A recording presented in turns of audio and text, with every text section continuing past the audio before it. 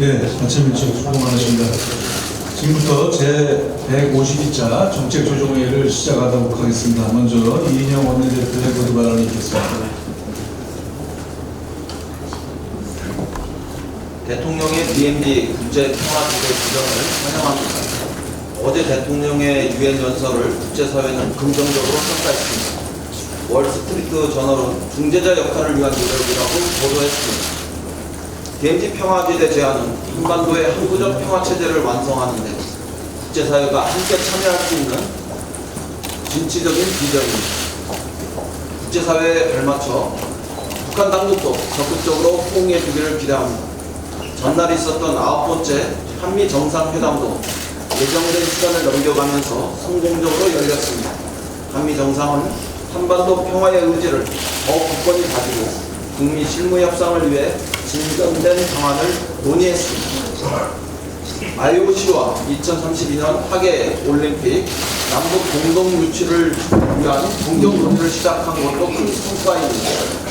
문재인 대통령의 이번 방미를 계기로 한미 동맹과 한반도 평화의 길이 한층 더 탄탄해지기를 기대합니다. 오늘부터 시작되는 대정부 질문은 오직 민생을 위한 시간이어야 합니다. 그런데 자유한국당은 대정부 질문을 정쟁과 장관 흔들기로 일관하겠다고 공연하게 말하고 있습니다. 대정부 질문은 대정부 질문이고 인사청문회는 인사청문회일 뿐입니다. 민생의 시간을 정쟁의 시간으로 반복하지 말길 바랍니다. 국정감사도 재탕, 삼탕, 청문회로 만들겠다는 의도를 자유한국당은 숨기지 않습니다. 법사위에서는 69명에 이르는 정쟁용 증인을 채택해야 한다고 무차별적으로 선언했습니다. 조국 장관의 딸, 모친, 동생, 오촌 조카까지 부르자고 합니다. 대정부 질문과 국정감사는 민생을 위해 써야 할 소중한 국민의 시간입니다. 자유한국당의 시도는 소중한 국민의 시간을 무단 점유하겠다는 발상과 다름없습니다. 소중한 민생의 시간에 무차별적인 정쟁의 장을 열겠다는 것은 국민 대반, 민생 대반이라는 점을 밝혀줍니다. 우리 민주당은 단호히 정쟁을 막아내겠습니다. 자유한국당이 시도하는 정쟁 막는 국회는 절대 용납하지 않겠습니다. 민생과 관계없는 증인 신청은 원천적으로 반대합니다. 명분 없는 국정조사, 장관 해임 요구에 일체 응하지 않겠습니다. 민생을 위한 소중한 국민의 시간은 1분 1초도 허비할 수 없다는 점을 분명히 밝혀줍니다. 미중 무역 분쟁, 일본의 경제 공격, 아프리카 돼지 열병 등 위협의 파고가 너울처럼 파도처럼 밀려오고 있습니다. 그런데도 자유한국당은 국회를 정쟁으로 마비시키고 또 주말에는 전국에서 장외 집회를 열겠다고 합니다. 개천절에는 각자 태극기 부대까지 동원해서 대규모 정치 공세를 준비하고 있다고 합니다. 자유한국당이 끝내 민생에 눈 감고 정쟁에만 열중한다면 국민의 처절한 외면을 받게 될 것임을 경고합니다. 아프리카 돼지 열병에 대해서 더욱 비상한 대응을 해야 하겠습니다. 아프리카 돼지 열병이 확산 조짐을 보이고 있기 때문입니다. 당정청이 협심해서 선제적 총력 대응을 준비하고 있지만 최근 상황을 보면 우리 대응 수위를 최고 수준으로 한 단계 더 높여야 할 것으로 판단됩니다. 국무총리를 중심으로 최고 수준의 강력한 대응을 해주실 것을 정부에 요청합니다. 민주당은 돼지 열병이 완전히 소멸될 때까지 대책특위를 중심으로 상황을 점검하고 긴급 대응책을 마련하는 등 특단의 대응을 강화하겠습니다. 국민 여러분이 걱정하지 않으시도록 아프리카 돼지 열병의 조속한 종식을 위해서 당정청이 필사의 각오로 더욱 노력하겠다는 약속을 드립니다.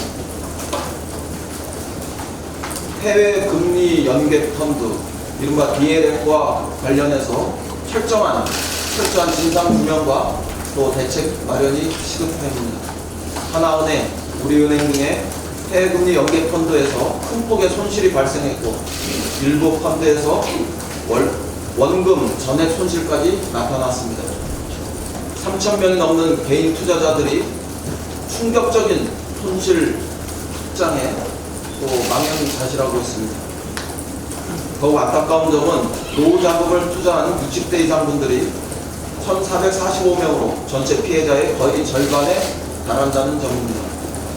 엉터리 펀드 판매의 진상을 철저히 규명해야 합니다. 금융기관에 불법 행위는 없었는지, 정부와 감독기관은 역할을 제대로 수행했는지 철저히 규명하고 대책을 마련할 것을 정부에 촉구합니다. 억울한 피해자가 발생하지 않도록 강력한 조치를 취해야 합니다. 금융감독원에 요청합니다. 합동검사를 통해서 불안전 판매 여부와 내부 통제 시스템 미비에 대해서 철저한 검사를 진행해 진상을 밝혀주실 것을 요청합니다.